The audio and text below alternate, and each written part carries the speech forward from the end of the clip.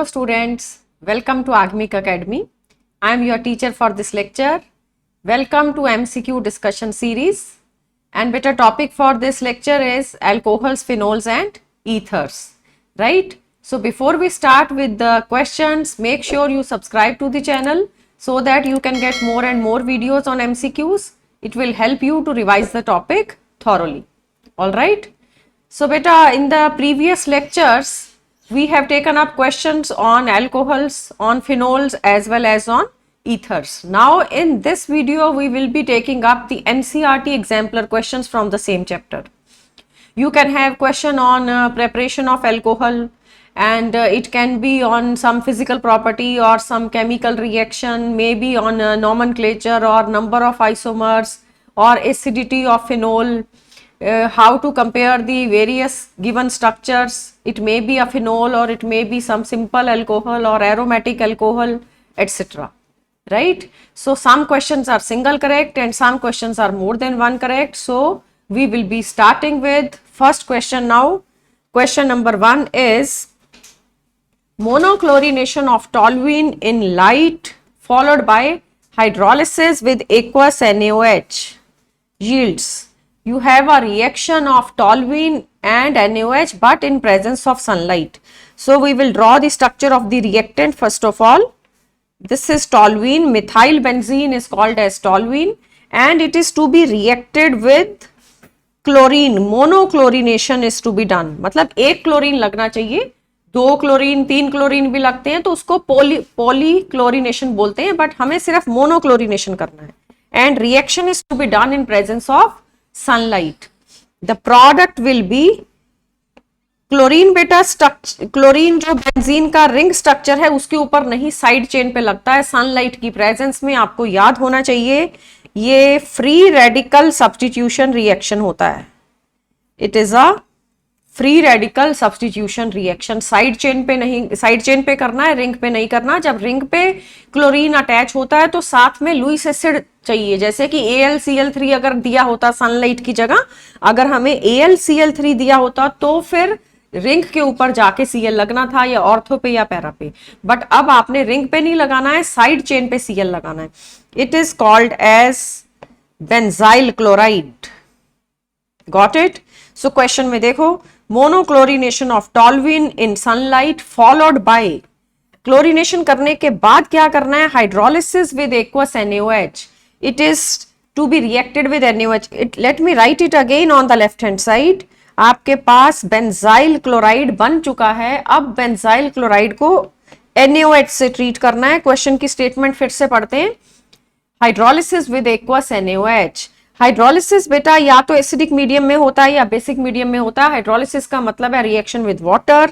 ये आपका प्रोडक्ट आएगा. This is called as benzyl alcohol.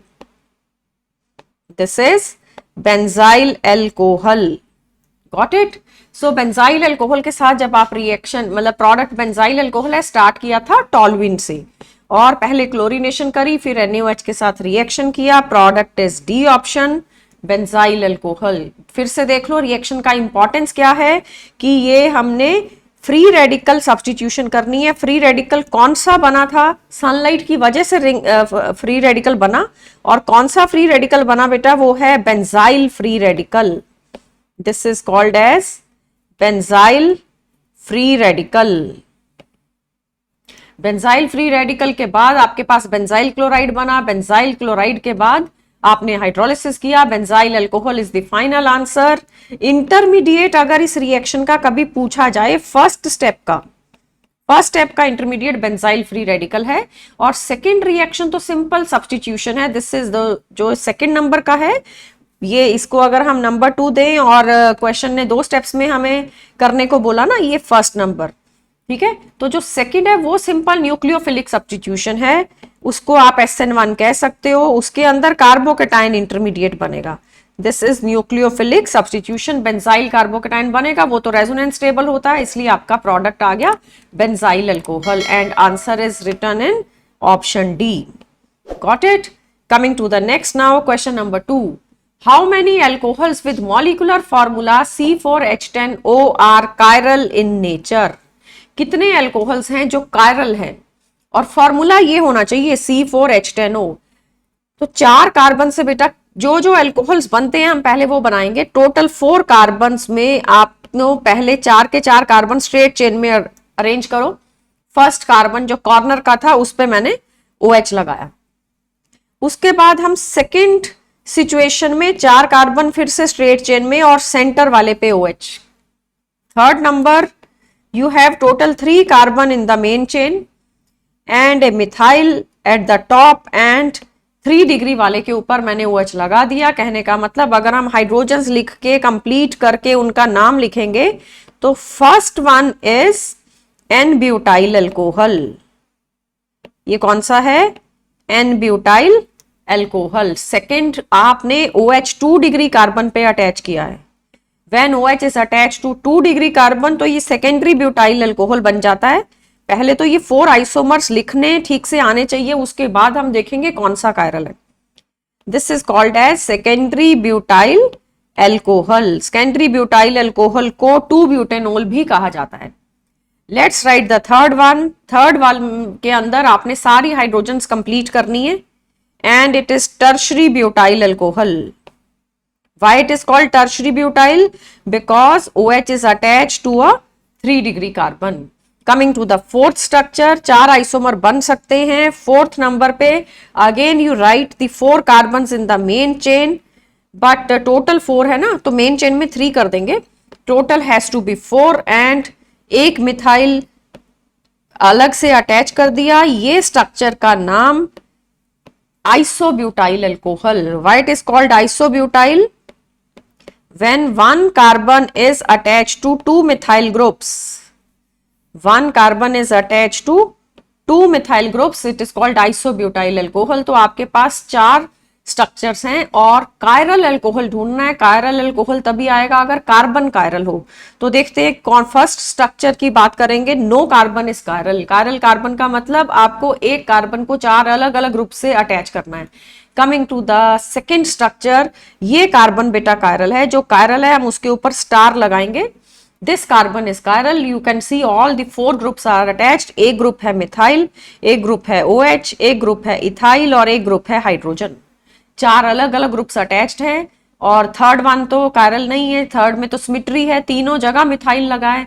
Fourth is also having symmetry. Chiral carbon के लिए all 4 groups should be different. Chiral carbon means single chiral carbon means dissymmetry, और dissymmetry चाहिए तो compound optically active बनता है, compound chiral बनता है। तो out of 4 alcohols only 1 of them is chiral. कौन से वाला? सेकेंडरी ब्यूटाइल अल्कोहल वाला कायरल है। एज अ रिजल्ट एक आंसर है, एक आइसोमर, मतलब A option is the answer.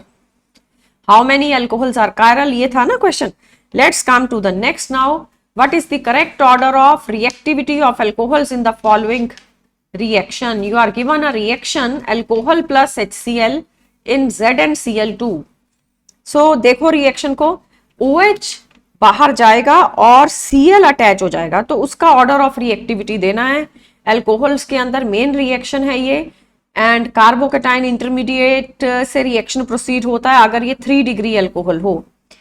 3 degree alcohol, let's say कि आपने 4 कार्बन लिए, एक बारी आपने 3 डिग्री पे OH लगा दिया, टोटल कार्बन 4 हैं। एक बारी 1 डिग्री अल्कोहल ले लिया। 1 डिग्री अल्कोहल मतलब you have 4 carbon in the straight chain. This is N butyl alcohol. N butyl alcohol and tertiary butyl alcohol. तो 3 डिग्री का बेटा जो कार्बोकेटाइन होगा 3 डिग्री अल्कोहल का, वो 3 डिग्री बनेगा। तो ये कार्बोकेटाइन आएगा CH3 from all the 3 sides and methyl is attached. 3 degree carbocation is stable. Most stable carbocation जिसका है उसी का रिएक्शन फास्ट होगा। आपको क्या लिखना था? Order of reactivity. तो ऑर्डर ऑफ रिएक्टिविटी में 3 डिग्री बेटा टॉप पे रखिए, फिर 2 डिग्री, फिर 1 डिग्री। 1 डिग्री में तो कार्बोकेटाइन स्टेबल ही नहीं होता। 1 डिग्री में आपको ZnCl2 डालना पड़ता है। Zinc chloride acts as a Lewis acid, वो जाके कार्बन ऑक्सीजन बॉन्ड को ब्रेक करा देता है, ये वाले बॉन्ड को ब्रेक कराएगा। अदरवाइज अपने आप ये बॉन्ड 3 डिग्री में ब्रेक होता है, 1 डिग्री में नहीं होता। 1 डिग्री में तो ZnCl2 की जरूरत ही नहीं है, सिर्फ HCl से भी रिएक्शन हो जाता है। सो कहने का मतलब फास्टेस्ट रेट पे कौन रिएक्ट करता है? 3 degree. Got it? Question number 4, you are given an alcohol, this is ethanol. Ethanol can be converted to acetaldehyde. ethanol से aldehyde बनाना है by catalytic hydrogenation, by treatment with lithium aluminum hydride, treatment with pyridinium chlorochromate और treatment with KMNO4। देखो बेटा, A option तो हो ही नहीं सकता ना, हाइड्रोजनेशन। हमने हाइड्रोजन थोड़ी ना ऐड करनी है, हमने हाइड्रोजन रिमूव करनी है। आपको ऑक्सीडेशन रिएक्शन करना है। अल्कोहल क्या होता है? अल्कोहल का फॉर्मूला है CnH2n OH, H2n+1 OH, right. और एल्डिहाइड का जनरल फॉर्मूला क्या है? CnH2nO। कहने का मतलब कि 2 हाइड्रोजन कम होनी चाहिए। ये आप चेक करो, ये हमारा जो रिएक्टेंट है उसका बेटा कार्बन और हाइड्रोजन अगर हम काउंट करते हैं, कैन आई से C2H6O है अल्कोहल का फॉर्मूला, और ये क्या है? ये तो एल्डिहाइड है, C2H4O। Can you see 2 hydrogen are reduced? तो अल्कोहल का जनरल फॉर्मूला ये भी लिख सकते हैं और CnH2nO भी लिख सकते हैं, एक ही बात है। CnH2n+2 लिखना था, CnH2n+2 then O, right. This is the formula. As a result 2 hydrogens का डिफरेंस है, आप चेक करिए। यहां 2 हाइड्रोजन अल्कोहल में ज्यादा होती हैं, हमेशा याद रखिए अल्कोहल में हाइड्रोजन ज्यादा है as compare to aldehyde and ketone also. Aldehyde ketone का तो सेम फॉर्मूला होता है, ठीक है जी। तो अब हमारे पास ये रिएक्शन में 2 हाइड्रोजन कम करनी है, मतलब लॉस ऑफ हाइड्रोजन चाहिए, तो ऑब्वियसली हाइड्रोजन ऐड थोड़ी ना कर सकते हैं। A option is wrong.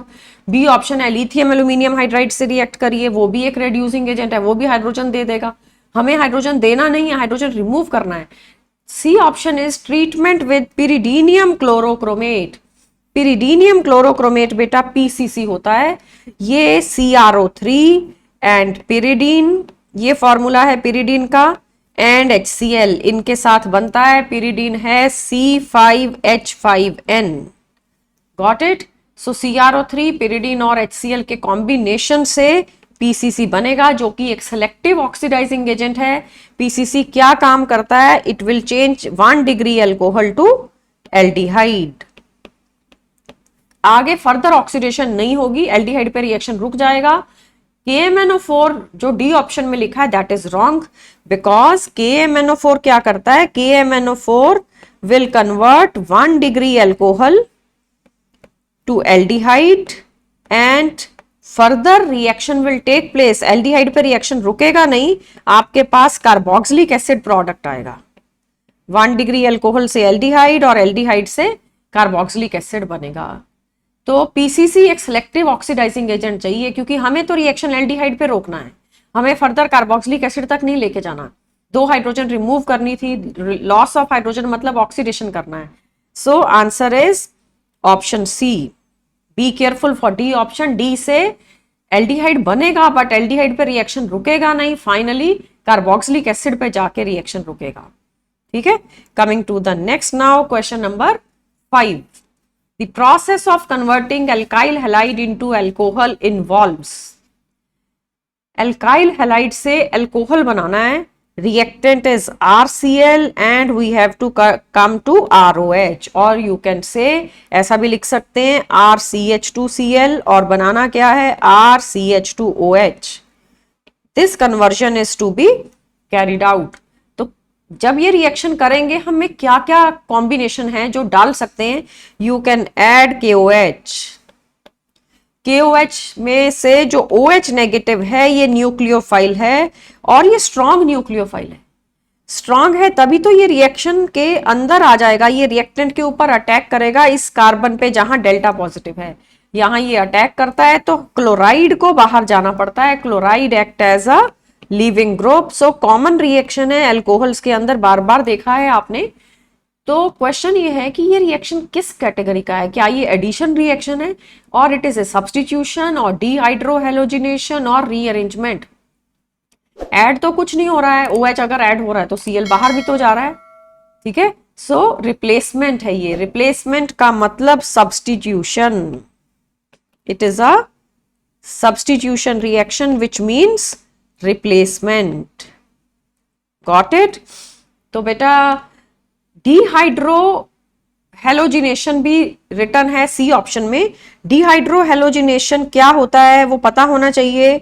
Dehydro halogenation is loss of HCl, it is loss of HX। HX मतलब HCl, HBr, HI etcetera.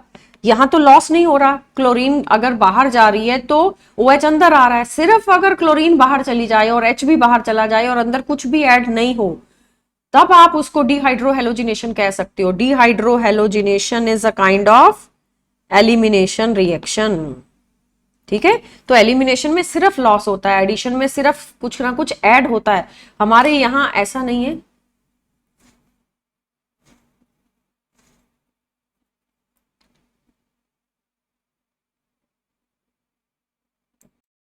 So this is a substitution reaction. Rearrangement कोई नहीं हो रहा है।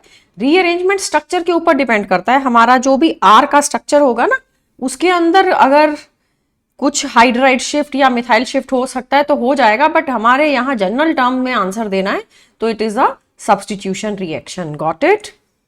So answer is B part. B part is your answer. Let's see the next question now. Question number 6, which of the following alcohols is aromatic alcohol. तो बेटा structure दिए 4 आपको, 1 2 3 4 उनके नाम हैं। Be careful about second one. Second में OH ring के ऊपर नहीं लगा हुआ। ये जो सेकेंड वाला है ये है बेंजाइल अल्कोहल। सेकेंड में जब OH साइड चेन पे लगा है ना, फिनोल की रिंग के ऊपर तो OH नहीं लगा। फर्स्ट वाला फिनोल है। When OH is directly attached to the aromatic ring, then it is phenol. तो फर्स्ट भी फिनोल है और फोर्थ भी फिनोल है। जो फोर्थ कंपाउंड है वो उस फिनोल का नाम बेटा क्रिसोल है, metacresol. CH3 is attached at the Meta position. अब सेकेंड और थर्ड को ठीक से देखो। सेकेंड के अंदर OH is attached on a carbon which is attached to the aromatic ring, and third के अंदर सेम सिचुएशन है। OH is attached to the carbon which is not attached directly on the ring but carbon is further attached. OH direct ring पे attached नहीं है। तो second and third are alcohols but they are aromatic alcohols. Second structure is benzyl alcohol। ये आपका 6 carbon का ring, ऊपर 7th carbon. ये जो बेटा ग्रुप है इसको बेंजाइल ग्रुप कहते हैं। This is called as benzyl group. जैसे कि CH3 के साथ हम एक बॉन्ड लगा दे तो उसको मिथाइल ग्रुप बोला जाता है। जैसे ये मिथाइल ग्रुप होता है वैसे वो बेंजाइल ग्रुप है, ठीक है। तो बेंजाइल के ऊपर आप Cl लगाओ तो बेंजाइल क्लोराइड बनेगा, आप OH लगाओ के तो बेंजाइल अल्कोहल बनेगा। तो एक तो सेकेंड वाला बेंजाइल अल्कोहल हो गया, aromatic alcohol. And third one is also, let's write the structure for third molecule. Third में आपको फिर से बेंजाइल अल्कोहल दिया है बट एक एक्स्ट्रा CH3 अटैच्ड है। This is benzyl alcohol and CH3 is attached at the meta position। तो आप इसका नाम मेटामिथाइल बेंजाइल अल्कोहल लिखोगे। Meta methyl benzyl alcohol. All these are NCERT exemplar question, so they are important question. ये question एक तरह से नॉमेनक्लेचर ऑफ अल्कोहल फिनोल के ऊपर है। ये क्वेश्चन आपको सिखा रहा है कि जब OH रिंग के ऊपर डायरेक्टली लगता है तो फिनोल बोलना है, जब OH साइड चेन पे लगता है तो अल्कोहल कहना है। वो अल्कोहल एलिफेटिक या एरोमेटिक कुछ भी हो सकता है। जैसे हमारे केस में तो all the 4 compounds are aromatic. उन 4 में से first and fourth are also aromatic but they are phenols. हमें क्या ढूंढना था? हमें तो एरोमेटिक अल्कोहल देखना है ना। तो aromatic alcohol is second and third. Second and third means your answer will be C part. Second and third means C option. Got it? Fourth compound का नाम metacresol. Metacresol is a phenol, we can mention here। Metacresol या orthocresol, जब cresol बोल दिया तो फिर वो एक फिनोल है। फिनोल मतलब OH is a part of the ring. Got it? Let's come to the next question, question number 7। Give the IUPAC name of the compound. Given structure आपको दिया, जो स्ट्रक्चर दिया उसका IUPAC नेम देना है। CH3CHCl, ये structure में functional group ढूंढिए पहले। Functional group is OH। Functional group को प्रायोरिटी देते हुए नंबरिंग करेंगे। तो फर्स्ट नंबर आएगा उस साइड से जहां पे बेटा OH को छोटा नंबर मिले, वहां पे आपने फर्स्ट नंबर देना है। Got it? And you have first carbon this one, then second, third, fourth, fifth and sixth. तो ये आपके 6 carbons. Keep in mind OH को सबसे, तो अब देखिए Cl कहां अटैच्ड है। Cl is attached on the 5th carbon. Got it? So the name will be 5 chloro. Total carbons are 6. 6 carbons means it is hex and all single bonds hexane. OH की वजह से OH जो है वो suffix होता है, alcohol का suffix OH and hex is the word root. इस तरीके से आपने प्रीफिक्स अटैच करना है। प्रीफिक्स ये भी सफिक्स है, एन भी सफिक्स है। ठीक है, बस ये फर्क है, जो एन है वो प्राइमरी सफिक्स है, जो ओल है वो सेकेंडरी सफिक्स है। और 5 पे क्लोरीन लगा है तो 5 chloro hex an 2 ol. This is the name. As a result question का आंसर बनता है C part. And the importance was whether we are giving preference to chlorine or to OH. OH functional group है, chlorine तो substituent है। सबसे पहले आपने substituent को सर्कल करना है। जितने भी substituent है काउंट करिए, उनको पहले सर्कल करके उनका नंबर देना है। और while writing the name, substituent has to be written first, क्योंकि जो substituent होता है उसको prefix बोलते हैं। prefix पहले आएगा, फिर word root आएगा और फिर आपके पास suffix आएगा। Clear? Let's come to the next question now, question number 8. IUPAC name of metacresol. Metacresol बेटा आपको स्ट्रक्चर ड्रॉ करना पड़ेगा, फिर नाम देंगे हम। OH and CH3 are attached and meta position पे लगाना है। तो while writing the name आप इसको फिनोल तो बोलोगे ही, क्योंकि OH रिंग के ऊपर डायरेक्टली अटैच्ड है। As a result these are the numbers. ये फर्स्ट फंक्शनल ग्रुप को प्रेफरेंस देनी है ना while naming, so while numbering preferences for functional group, बाद में सब्स्टिट्यूएंट। तो आपके पास 3 मिथाइल फिनोल इसका नाम हो गया, 3 methyl phenol. And while giving preference functional group top पे आएगा। उसके बाद बेटा मल्टीपल बॉन्ड आता है नॉमेनक्लेचर में। कभी फंक्शनल ग्रुप OH और डबल बॉन्ड दोनों इकट्ठे आ जाएं तो फंक्शनल ग्रुप को छोटा नंबर देना है। प्रेफरेंस का मीनिंग है give a smaller number. And then substituent. Got it? ये प्रेफरेंस है, प्रेफरेंस ऑर्डर है, प्रेफरेंस इस सीक्वेंस में देना है आपने। क्लियर? तो हमने OH को प्रेफरेंस दिया, मतलब OH को छोटा नंबर दिया, ना कि मिथाइल को। तो नेम बनता है 3 methyl phenol. 3 methyl phenol means A option is your answer. तो क्रिसोल का स्ट्रक्चर नहीं है याद अगर, तो आप ये IUPAC नेम नहीं दे सकते। Structures are to be learned first, then only the rules of nomenclature will be applied. Got it? Coming to the next now, question number 9। IUPAC name of compound is, this is an ether now। सबसे पहले functional group identify करिए। Ether दिख रहा है, ether को alkoxy alkene बोला जाता है। इन IUPAC ईथर का बेटा सफिक्स नहीं लगता। Ether in IUPAC is named as alkoxy alkane. It is written as alkoxy alkane। ठीक है, तो आपको स्ट्रक्चर दोबारा लिखना पड़ेगा। टोटल पहले 3 कार्बन फिर oxygen. 3 carbons are written in this manner in the given structure and then O and CH3 are attached. As a result alkane ढूंढिए पहले। एल्कॉक्सी तो दिख रहा है, ये मिथॉक्सी लिखा जाएगा ना, एक कार्बन है तो हम इसको मिथॉक्सी बोलेंगे, अगर ये 2 कार्बन होते तो इथॉक्सी कहना था, तो मिथॉक्सी इज क्लियर। नंबरिंग करनी है पेरेंट चेन की। पेरेंट चेन का फर्स्ट कार्बन बेटा ये है। Numbering will always start from the corner, never from the centre. 1 2 and 3 total 3 carbon है। प्रोपेन के ऊपर आपका सब्स्टिट्यूएंट सेकंड कार्बन पे लगा है। It is 2 methoxy propane. 2 methoxy propane is the name. Got it?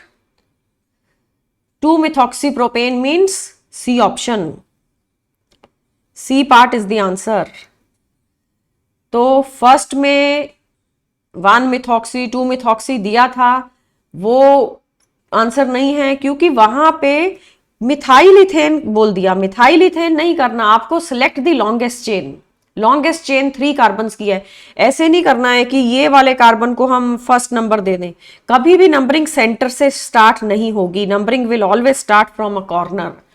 ठीक है, फंक्शनल ग्रुप किसी सेंटर कार्बन पे लग सकता है, जैसे कि ये सेकंड कार्बन सेंटर का कार्बन है, उस पे यहाँ फंक्शनल ग्रुप नहीं लगा, सब्स्टिट्यूएंट लगा है। ईथर को सब्स्टिट्यूएंट लिया जाता है। अगर OH लगा होता तो हम फंक्शनल ग्रुप बोलते, उसके लिए फिर हम सफिक्स लगाते ओल। बट ये है 2 methoxy propane. Even D option भी करेक्ट है बेटा। डी ऑप्शन में क्या लिखा है? Isopropyl methyl. फिर हम वो डी ऑप्शन चूज क्यों नहीं कर रहे हैं? क्योंकि हमें IUPAC नेम देना था, कॉमन नेम नहीं देना। D option is the common name. ये टोटल जो है ना, ये आइसोप्रोपाइल ग्रुप है, ऐसे लिखते हैं आइसोप्रोपाइल को।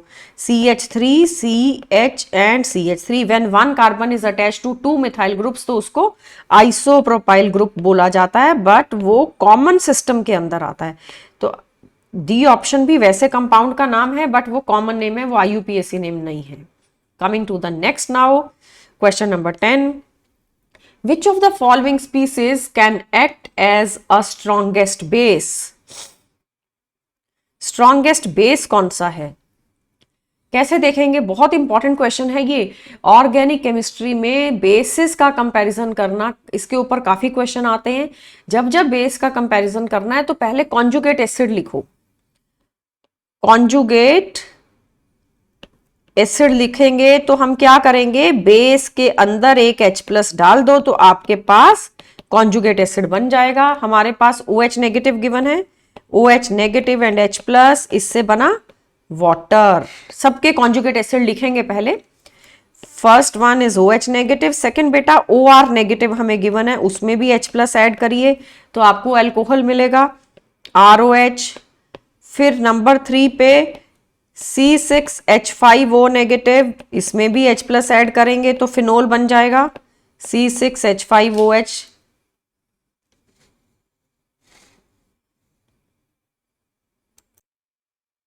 Right, so for phenoxide ion we have written phenol as a conjugate acid. ये बेटा फिनॉक्साइड आयन है और ये है एल्कोक्साइड आयन और ये है phenol. Let's come to the fourth compound. Fourth में भी फिनॉक्साइड है, बस नाइट्रो अटैच्ड है। फोर्थ स्ट्रक्चर ये दिया है, you can see nitro is attached at the meta position. अगर हम इसका नंबर 1 रखते हैं तो 3 पे नाइट्रो लगा है, मतलब Meta. So you have O negative and nitro attached eight Meta position. इसके लिए अगर हम H+ ऐड करेंगे तो ये मेटा नाइट्रोफिनोल बन गया, meta nitrophenol. Strong acid concept क्या लगाना है? Strong acid has a weak conjugate base. Strong acid का कॉन्जुगेट बेस वीक होता है, weak conjugate base and vice versa. Got it? तो आपको स्ट्रॉन्गेस्ट बेस चाहिए। स्ट्रॉन्गेस्ट बेस वही होगा जो कि वीक एसिड से आएगा। अब इनका एसिडिटी ऑर्डर देखो, एक तो मॉलिक्यूल हमारे पास है वाटर, नेक्स्ट ROH मतलब एल्कोहल, फिर आपके पास फिनोल, उसके बाद मेटा नाइट्रोफिनोल। सबसे ज्यादा एसिडिक कौन है? सबसे ज्यादा एसिडिक होता है जो जिसमें नाइट्रो लगा हो। नाइट्रो ग्रुप एसिडिटी को इंक्रीज करता है, या कह लो electron withdrawing group increase the acidity. So meta nitrophenol acidity में टॉप पे आएगा। उसके बाद फिनोल, उसके बाद बेटा वाटर, और अल्कोहल तो कम एसिडिक होता है, अल्कोहल वाटर से भी कम एसिडिक होता है। ये एसिडिटी ऑर्डर पता होना चाहिए।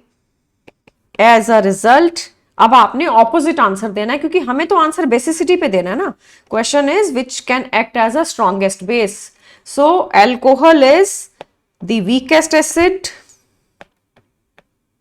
ये वीक एसिड है तो weak acid has strong base. So alkoxide ion is the strongest base. बहुत स्ट्रॉन्ग बेस होता है ऑर्गेनिक रिएक्शंस के लिए एल्कोक्साइड। मतलब उसका अगर एग्जाम्पल चाहिए तो CH3O negative, C2H5O negative, they are methoxide ion and ethoxide ion etcetera. Methoxide and ethoxide ions, they are very strong bases. एंड अगर आपको बेसिसिटी का ऑर्डर देना है, फॉर एग्जाम्पल इन चारों के लिए बेसिसिटी ऑर्डर देना हो अगर, तो strongest acid, strongest base is methoxide, फिर आएगा हाइड्रोक्साइड, फिर आएगा बेटा फिनॉक्साइड, फिनॉक्साइड के बाद phenoxide with meta-nitro. Got it? तो ये आपका बेसिसिटी ऑर्डर है। Hence strongest base is methoxide which can be called as alkoxide. In general methyl ethyl की जगह R लिख दिया जाता है। As a result आपका आंसर है B part. Got it? Question is clear? Coming to the next now, question number 11. Which of the following compound will react with NaOH solution in water? NaOH के साथ कौन react करेगा? देखो जो base होगा, NaOH base है ना, तो जो एसिड होगा वही NaOH के साथ रिएक्ट करेगा। क्या क्या कंपाउंड दिए हैं? Phenol in the first option. First option आपको फिनोल दे रखा है।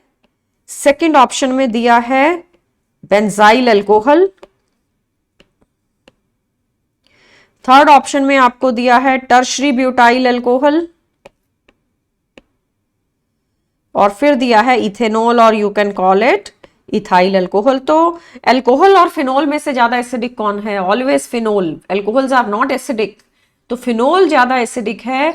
As a result phenol NaOH के साथ रिएक्ट करेगा। अल्कोहल्स NaOH से रिएक्ट नहीं करते हैं।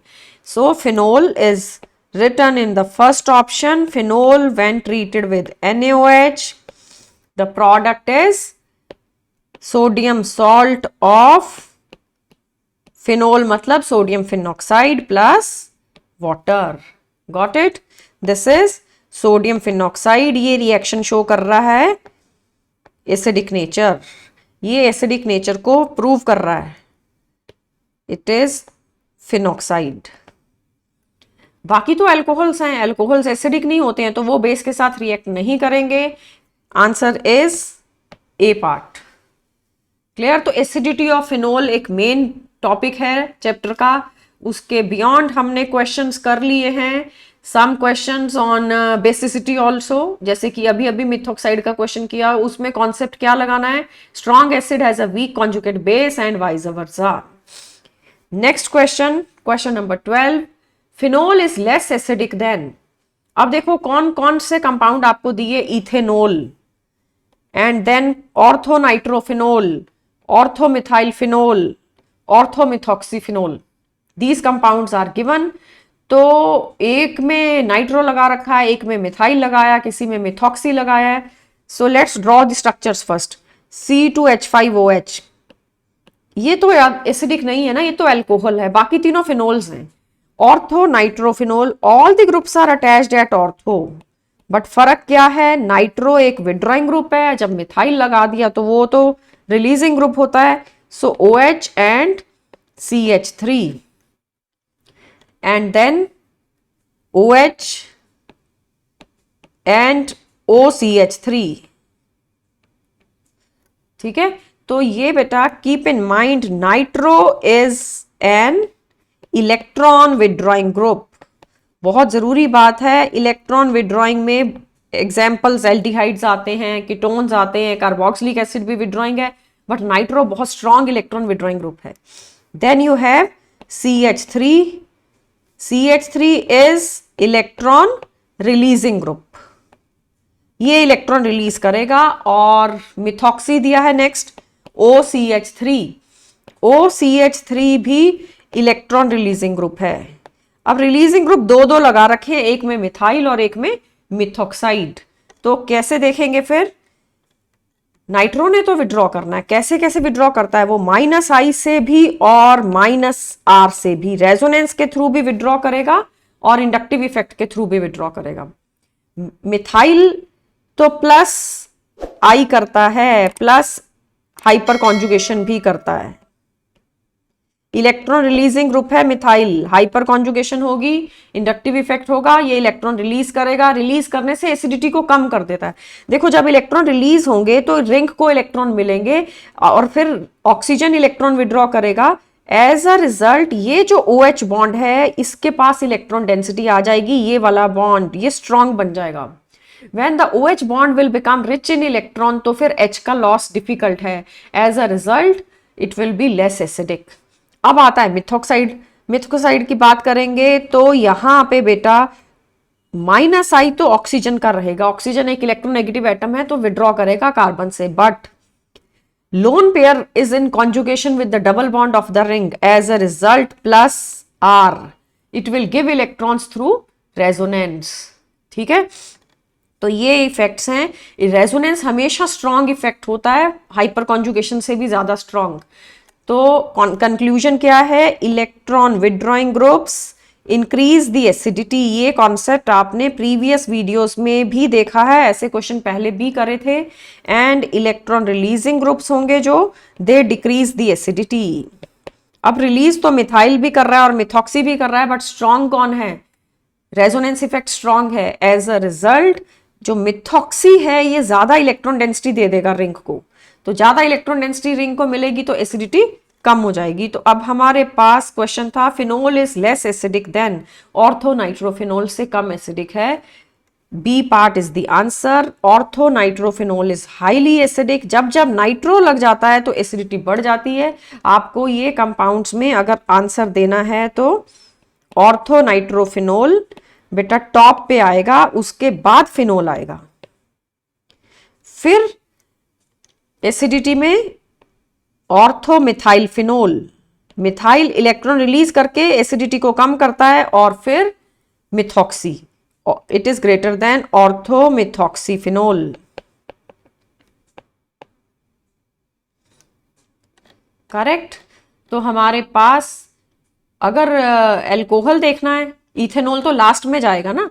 कोई भी फिनोल होगा तो वो ज्यादा एसिडिक. इथेनॉल तो एल्कोहल है, एल्कोहल्स की एसिडिटी लास्ट में आती है. Alcohols are not acidic, actually water से भी कम एसिडिक होते हैं alcohols.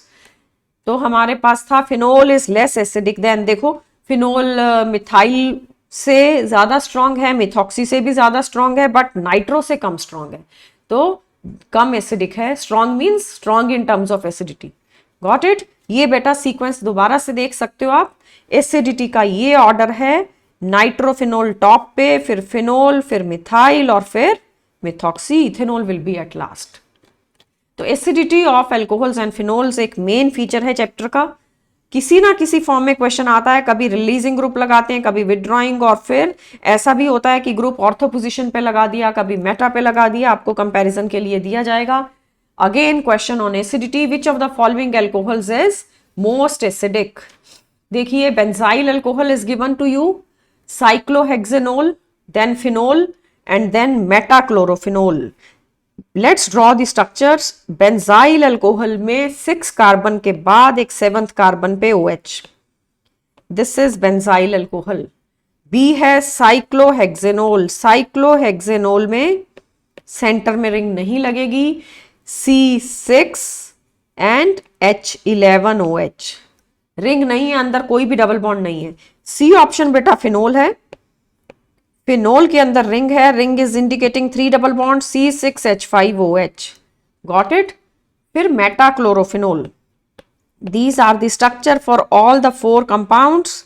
OH and Cl, this is metachlorophenol. So most acidic आपको पूछा जा रहा है, तो क्लोरो का इफेक्ट देखना पड़ेगा। क्लोरो क्या क्या काम करता है, विड्रॉ करता है। Chloro is doing -I, electron withdrawing group है क्लोरीन, बट हेलोजन का दोनों इफेक्ट होता है, -I and +R, these are the two effects exhibited by chlorine. ऐसे लिख सकते हैं हम, -I and +R, these are the effects of halogen. But meta पे रेजोनेंस नहीं होता।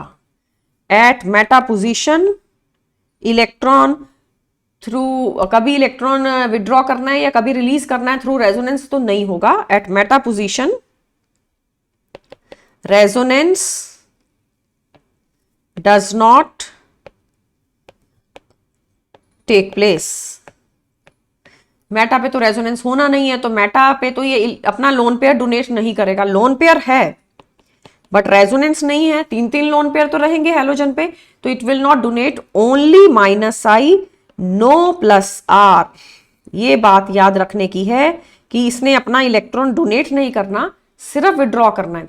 तो ज्यादा एसिडिक हो जाएगा ना जब विड्रॉ करेगा। All withdrawing groups will increase the acidity of phenol, and benzyl alcohol तो एक फिनोल है ही नहीं, वो तो अल्कोहल है। Alcohols are less acidic. ये अल्कोहल दिया है आपको, फर्स्ट वन बेंजाइल अल्कोहल। जब OH रिंग के ऊपर डायरेक्टली लगता है तो उसको फिनोल बोलते हैं। So meta chlorophenol is the answer. Phenol भी एसिडिक है बट मोस्ट एसिडिक पूछा था ना, most acidic is the part, meta chlorophenol. Let's come to the next question now. Mark the correct order of decreasing acid strength. So आप देख सकते हो from NCERT exemplar, acidity का topic कितना important है। Many questions are coming on acidity in one form और the other form. अब देखो फिर से नाइट्रो लगा रखे, in the second compound nitro is attached, in the third compound OCH3 is attached, and in the fourth again nitro. फर्क क्या है, सेकेंड में नाइट्रो पैरा पे लगा रखा था, अब नाइट्रो लगा है मेटा पे, मिथॉक्सी मेटा पे थर्ड में, एंड फिफ्थ के अंदर ये दिया है पैरा। सो क्वेश्चन स्टार्ट करने से पहले ये कॉन्सेप्ट याद होना चाहिए, electron withdrawing groups increase the acidity and electron releasing groups decrease the acidity.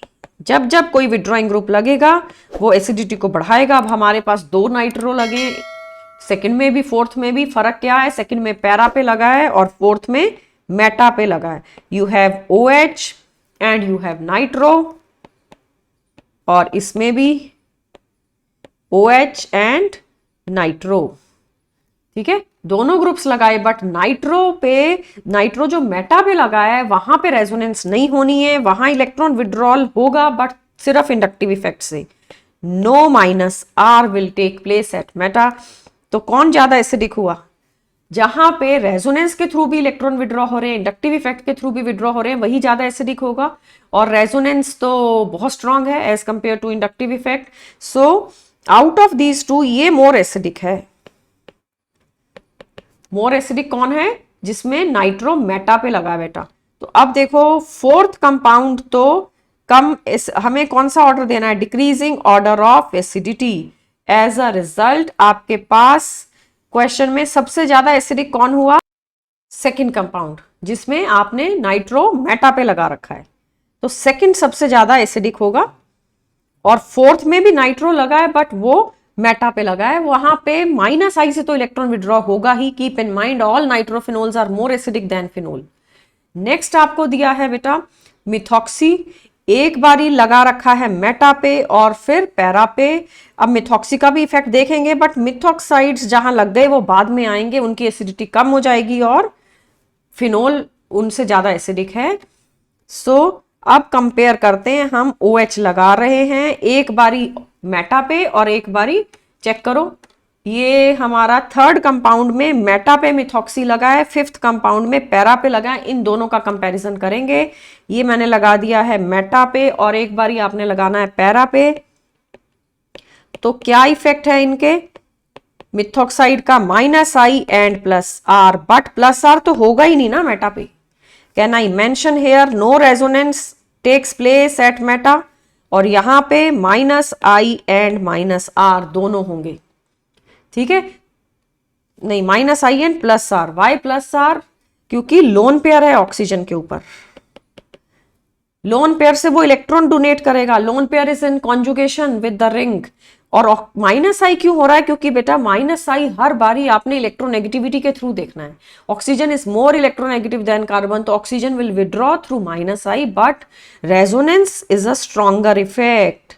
जो स्ट्रॉन्ग इफेक्ट है उसके हिसाब से तो लोन पेयर डोनेट कर दिया जाएगा रिंग को, ring will become more rich in electron density, as a result OH bond will become strong. ये वाला जो OH बॉन्ड है, this bond becomes strong.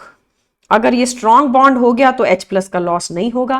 As a result आपका ये जो कंपाउंड था पैरा पोजीशन पे, जो मिथॉक्सी था, पैरा मिथॉक्सीफिनोल, ये कम एसिडिक है, मेटा वाला ज्यादा एसिडिक है।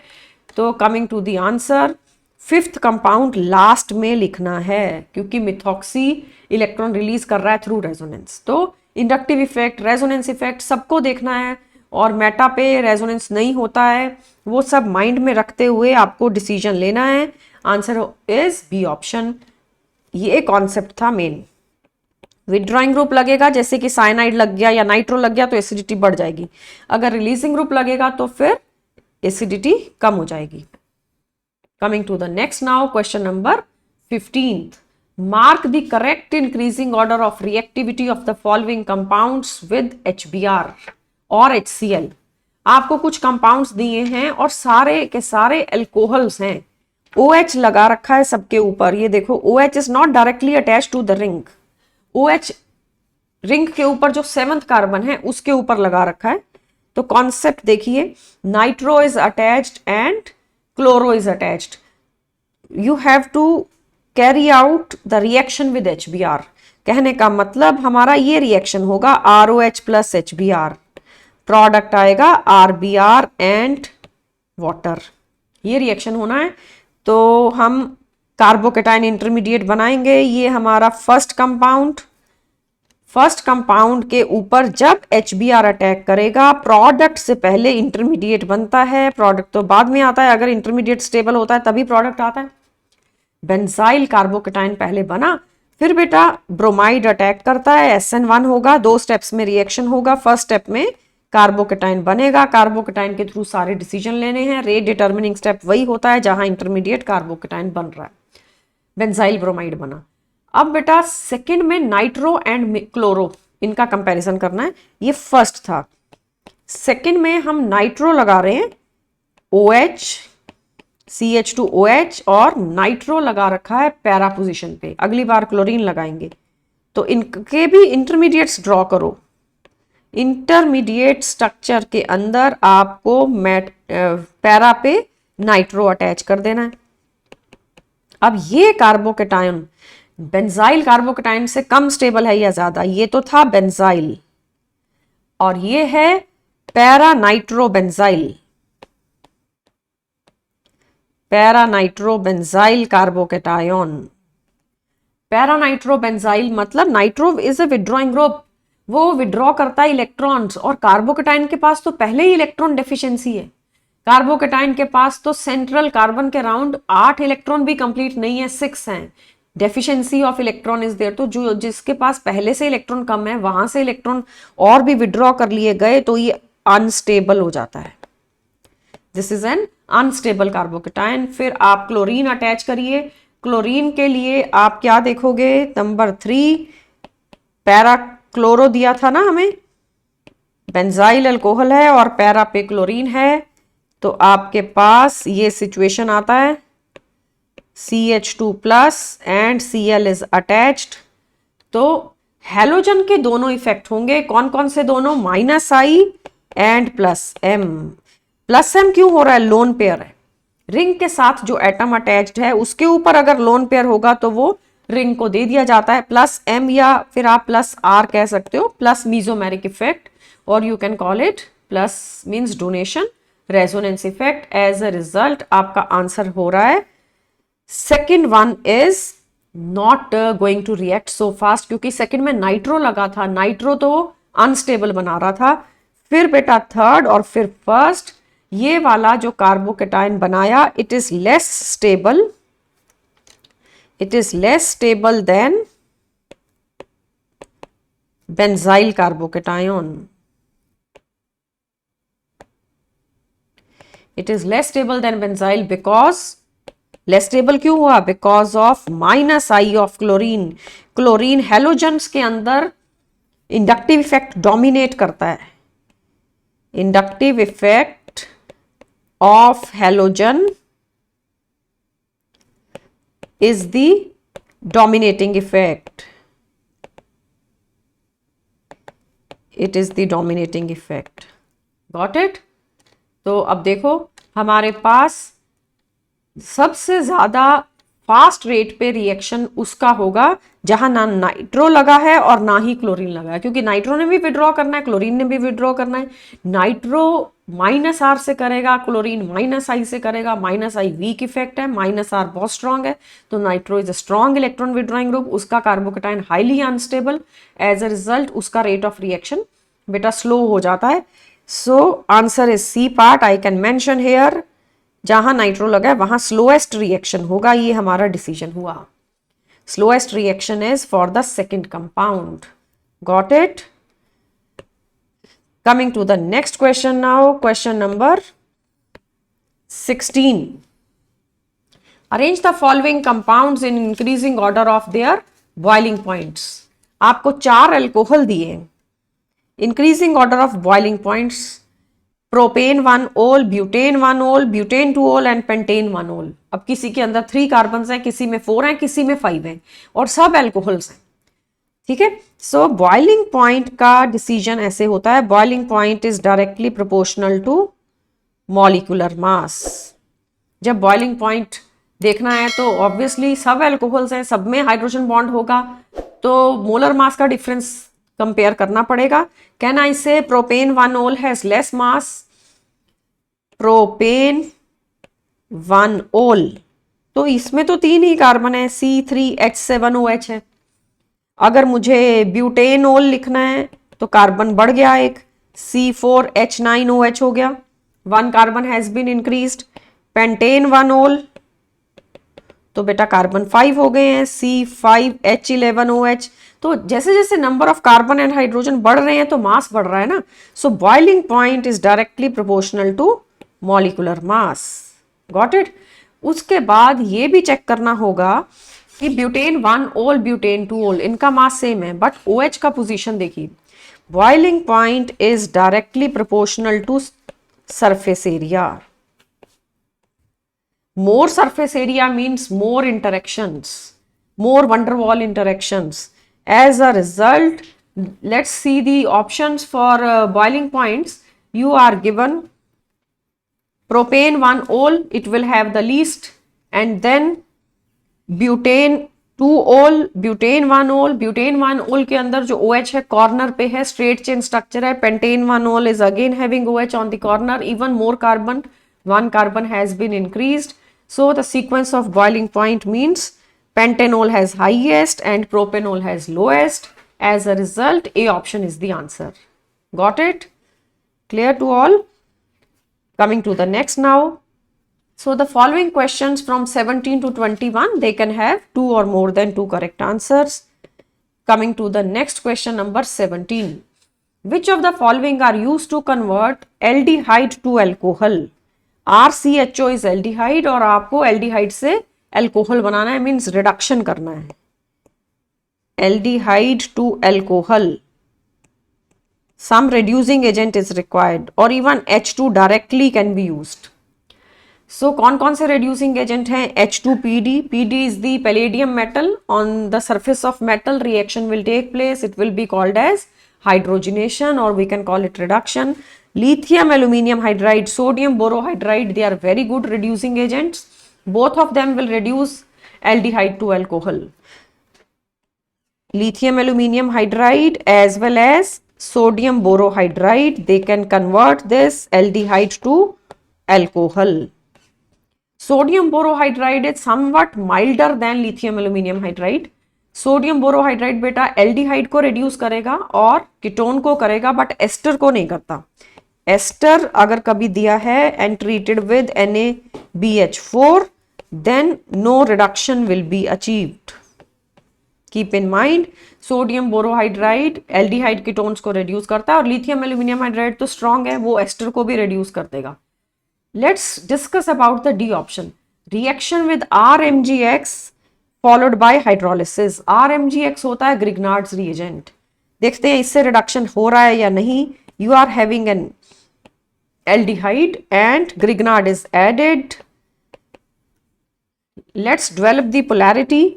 Carbon of Grignard is negative because metal is positive. Magnesium always carries a positive charge, and in the Grignard carbon is positive and oxygen is negative. And R negative will attack here. Answer आपको alcohol मिलेगा but carbon का number increase हो जाएगा. देखिए product, first we will write the addition product RCOMgX and one extra R has been attached. ये जो R था ये न्यूक्लियोफाइल है, न्यूक्लियोफाइल जाके कार्बन पे अटैक करता है. This thing will be written in a big bracket. It is called as addition product. Then hydrolysis is to be done. So hydrolysis is done in acidic medium or in basic medium. हम water and H plus add कर देंगे. दोनों mediums में hydrolysis होता है. Product will be an alcohol, but carbon number has been increased. After hydrolysis जो product आया वो आपके क्वेश्चन का रिक्वायरमेंट नहीं था. क्वेश्चन में बोला गया था number of carbons should be same in the reactant as well as in the product. So D option is giving an alcohol but with extra R group. One R group is coming from Grignard reagent. So our answer becomes A, B and C. A, B and C are the three reagents which will do the required reduction. हमें reduction करना था with same number of carbons. Let's come to the next now. Which of the following reaction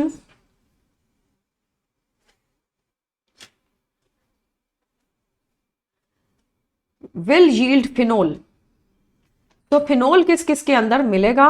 आपको reaction दिया है chlorobenzene and fusion with NaOH at 300 atmosphere pressure. At very high pressure the reaction will take place. Otherwise तो aryl halides react नहीं करते हैं. Aryl halides are less reactive towards nucleophilic substitution reaction because there is a resonance. Lone pair will come in resonance with the ring. As a result आपको normal condition में तो product नहीं मिलेगा, but at very high temperature of 300 Kelvin and high pressure of 300 atmosphere when treated with NaOH, fusion means melting. You are fusing the reaction mixture, means at very high temperature this melting will take place.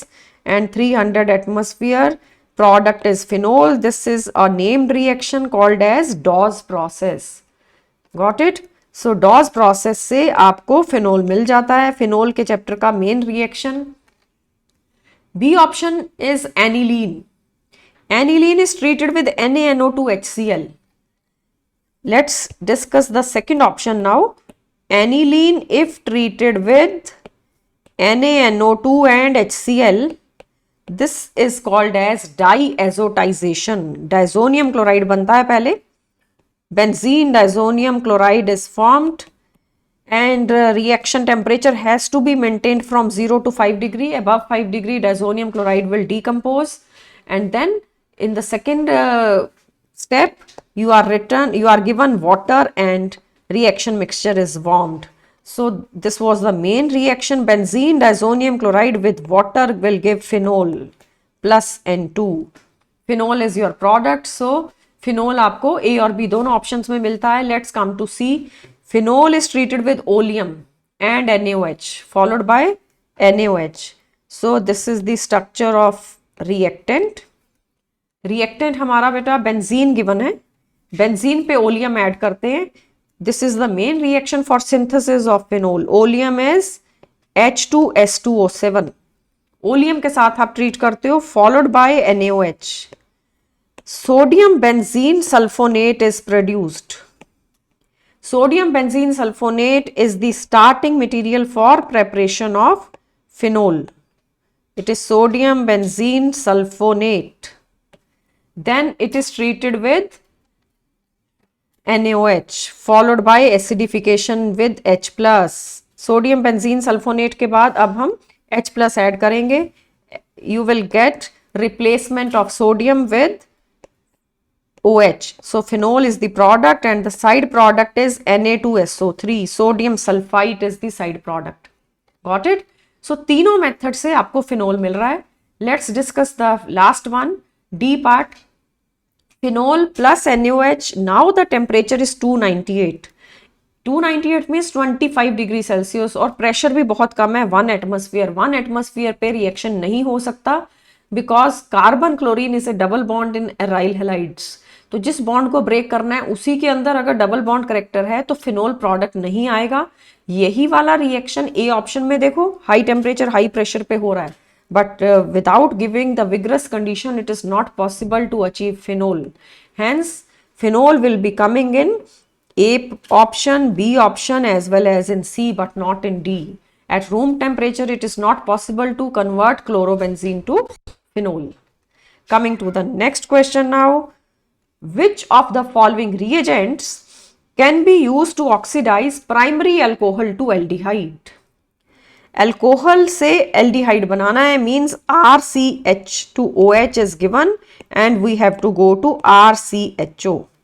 ठीक है, तो बेटा alcohol से अगर aldehyde बनाना है तो KMNO4 use नहीं हो सकता. KMNO4 क्या करता है, वो एल्डिहाइड पे रिएक्शन को रुकने नहीं देता. KMNO4 is a strong oxidizing agent. Reaction will start with alcohol but it will stop at carboxylic acid. Aldehyde will be formed in between but immediately it will be converted to carboxylic acid. So let's start reading the options now. CrO3 in anhydrous medium, it will give you aldehyde. KMNO4 will not give aldehyde. KMNO4 से तो carboxylic acid आएगा. C option is pyridinium chlorochromate. Pyridinium chlorochromate is PCC. RCH2OH and PCC is given. You are getting aldehyde. ये एक selective oxidising agent है. ये carboxylic acid तक नहीं जाने देता, रिएक्शन को एल्डिहाइड स्टेज पे रोक देता है. PCC and PDC both are the reagents for aldehydes, for alcohols to aldehyde. Pyridinium chlorochromate is CrO3 plus HCl plus pyridine and PDC is pyridinium dichromate. C5H5N को 2 times करके Cr2O7 dichromate. This is pyridinium dichromate. Keep in mind both of them are the selective oxidizing agent. ये हमारे reaction को aldehyde पे रोक देते हैं. D option में बेटा लिखा है heating with copper at 573 kelvin. So we are having alcohol and red hot copper. This is the reagent for carrying out dehydrogenation. Dehydrogenation means removal of H2. तो आपके पास रिएक्टेंट अल्कोहल था, जब H2 निकल जाएगी तो एल्डिहाइड के ऊपर जाके रिएक्शन रुकता है. So aldehyde is the product. As a result A, C and D these are the answers. KMNO4 नहीं लेना है क्योंकि KMNO4 से एल्डिहाइड नहीं कार्बोक्सिलिक एसिड बन जाएगा. Let's come to the next now. Phenol can be distinguished from ethanol by the reaction with. So we have bromine water, sodium, neutral ferric chloride or all of these. So बेटा phenol के साथ bromine का reaction होता है. Phenol plus Br2. You will get red precipitates due to the formation of 2,4,6 tribromophenol at second position. Fourth position and sixth position आप Br लगाओगे. 2,4,6 tribromophenol is formed. ये reaction alcohol का नहीं होगा क्योंकि ये तो ऑर्थो पैरा पोजिशन पे रिएक्शन हो रहा है. ये इलेक्ट्रोफिलिक रिएक्शन है. Alcohols do not react with bromine water. Alcohol plus bromine water no product. Got it. तो फर्स्ट कंपाउंड से तो आप डिस्टिंग्विश कर सकते हो between phenol and ethanol. Second is sodium, sodium metal है तो अल्कोहल भी मेटल से रिएक्ट करेगा, फिनोल भी रिएक्ट करेगा, तो आप इससे पता नहीं लगा सकते the given solution is an alcohol और a phenol. Neutral ferric chloride, this is a very important test for phenol. All phenols react with neutral FeCl3 to give a violet colored solution.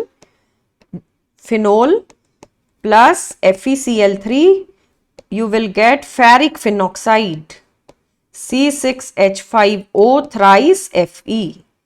This is called as ferric phenoxide. Violet colouration will be obtained, but alcohols का test नहीं है, ये phenols का test है। As a result you can distinguish between alcohol and phenol by using the compound written in A part and C part, not in B. Sodium के साथ तो दोनों रिएक्ट करेंगे, मेटल के साथ अल्कोहल्स भी रिएक्ट करते हैं, फिनोल भी रिएक्ट करते हैं। So this was an important question to summarise the reactions of the chapter. This question is important, which is giving bromine water test, reaction with sodium, reaction with neutral FeCl3. Now comes the last question. Which of the following are benzylic alcohols?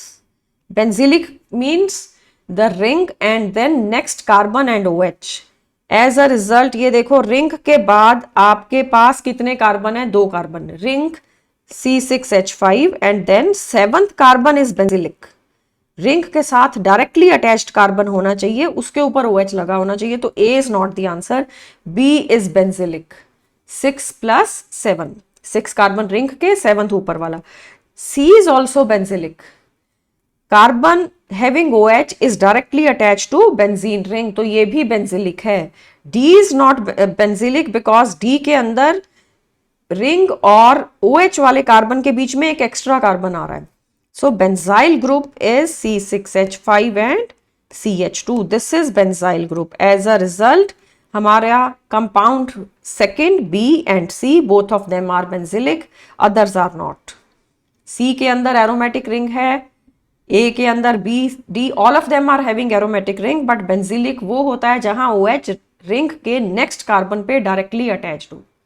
Right? So how to distinguish between alcohols, phenols, and which are phenols, which are aromatic alcohol, which are benzylic alcohols, and some questions on isomerism also you have taken up, like how to find out the total number of isomers, and out of total number which one is aromatic, which is chiral, which is non-chiral, which is aliphatic, which is aromatic, like that questions were there, and questions were there on the preparation of phenols also.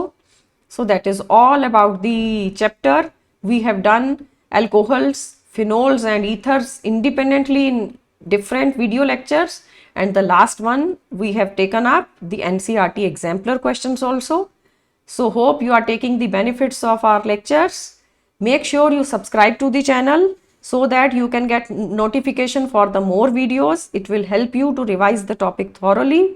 Thank you and bye bye.